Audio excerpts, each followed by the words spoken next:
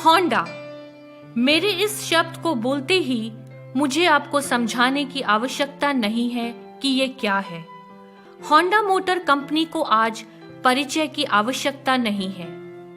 आज ये company automobile के क्षेत्र में अपने बेहतरीन प्रदर्शन के लिए संसार भर में जानी जाती है।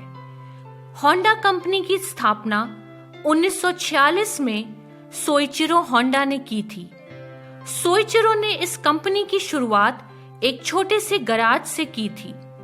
मैकेनिक का काम सीखने के बाद इन्होंने एक कार कंपनी में काम किया, लेकिन बाद में काम छोड़कर अपना सब कुछ लगाकर एक कंपनी बनाई जिसमें इन्होंने बड़ी मोटर कंपनियों के लिए सस्ते और टिकाऊ पिस्टन रिंग बनाने का फैसला किया और इस पर इन्होंने काम भी आरंभ किया और जल्द ही इनको टोयोटा कंपनी ने पिस्टन रिंग सप्लाई करने का ऑर्डर भी दिया।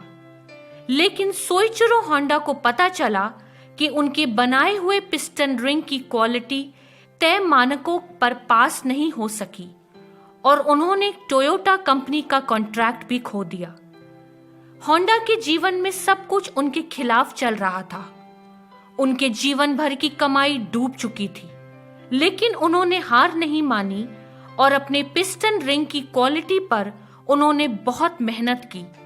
लेकिन तभी उन पर एक बहुत बड़ी परेशानी आ गई जब दूसरे विश्व युद्ध में उनकी फैक्ट्री पर एक बम गिरा और उनकी पूरी फैक्ट्री बर्बाद हो गई।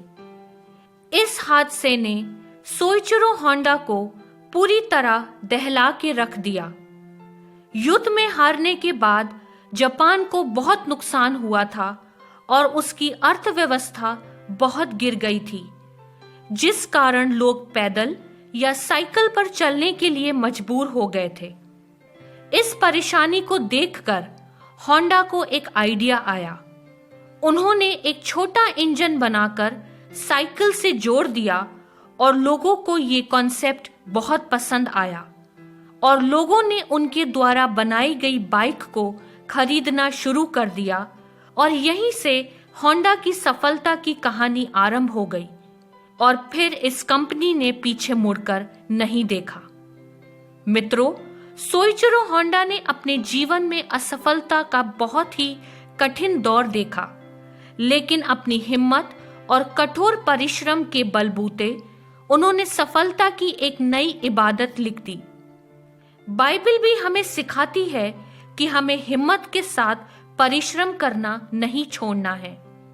बाइबल की सबोपदेशक नामक पुस्तक के 11 अध्याय के 6 पद में लिखा है, भोर को अपना बीज बो और सांझ को भी अपना हाथ ना रोक, क्योंकि तू नहीं जानता कि कौन सफल होगा, ये या वो या दोनों के दोनों अच्छे निकलेंगे।